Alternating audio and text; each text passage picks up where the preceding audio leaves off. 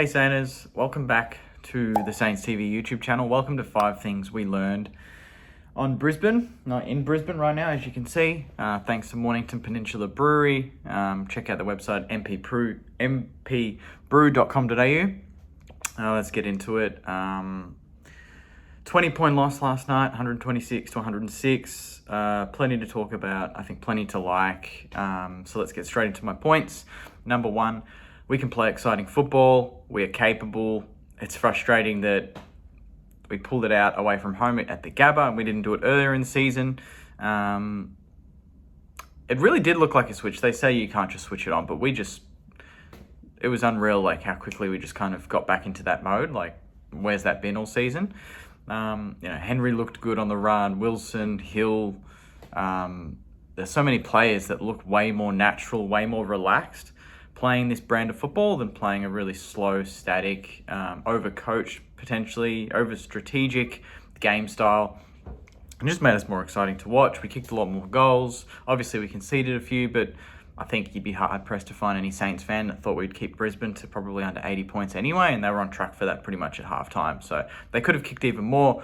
We almost defended better because we attacked so well in the last quarter. It was 6-1 at one point with the way we were playing, so no complaints there.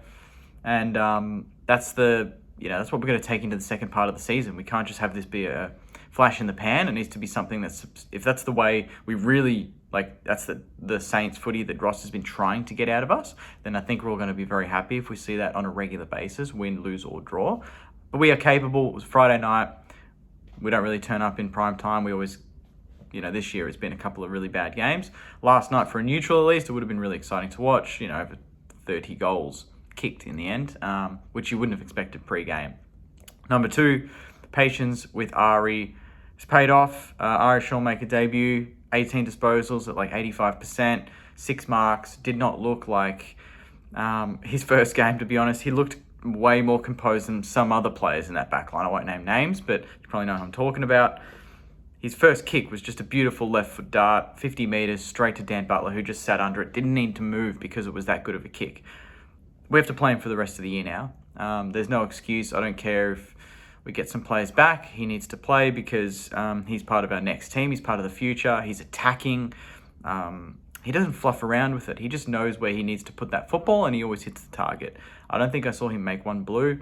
I don't think I saw him, there was a few one-on-ones he had with a few players. I think he was one-on-one with Charlie Cameron once, and he punched it, composed himself, rebound. It was great. So I think we've been really impatient, and I'm one of them because I desperately I knew he's killing it at VFL level. The way, we drafted him and then put him to train with Sandy, that was question marks there on his attitude and all that stuff. But you just look at the way he conducted himself last night on the big occasion on Friday night, and in the back line where we're playing a team that likes to get the ball in quick and put teams under pressure. He couldn't have been better, and we've got one there in Ari. He's a very, very handy player, and keen to see how he goes for the rest of the season. Number 3, 2 rucks looked pretty good. Tom Campbell was a late in, Sharman out. A lot of question marks there. A lot of people making jokes that it was going to be a Tom Campbell masterclass. And to be honest, he was actually really good. He was very physical. He didn't get out-muscled in the contest. Our mids really thrived off that. We'll talk about that in a few other points. But Tom Campbell, hold your head high, mate. That was a great effort. For his first game in 662 days, to do what he did. Oscar McInerney's pretty formidable ruckman. Ross knew that, wanted to sort of tag team him, be able to put Rowan Marshall deep. And on the flip side, it helped Rowe. I thought Rowe had a really good game. A few frustrating moments late out of his control, but for the majority of the game, I thought he was really, really good around the ground. 20 disposals, and Tom Campbell kind of took that physical aspect of the game, overworked Oscar, and then when Rowe would go in, it'd be a bit more kind of finesse and just being another mid in there. So perhaps something again to persist with. I think it proves that Rowe loves a bit of support if he can get it, and it makes our forward line look even more dangerous when Rowe can rest down there with Owens and King. It just gives us a different avenue to goal, and Rowe doesn't get outmarked ever, pretty much. So when the ball comes in, he's a problem. Number 4, you can't please everyone. Pre-game, I'm getting messages saying, why'd you go? We're going to get pantsed. What a waste of your money. I'm not going to rock up until we start winning. It's and then some people just want us to show effort, but then we show effort, we kick over 100 points, we still lose, and you still get messages saying, what a waste of time, we're shit, season's over, this and that. It's like, you can't please everyone. We played the way everyone wants us to play. The entire AFL world would have been very, very happy with the way St Kilda played last night, but there's a select few that just, won't be happy until we win a flag. So to those people, you're going to be pretty much miserable for a while until we get there.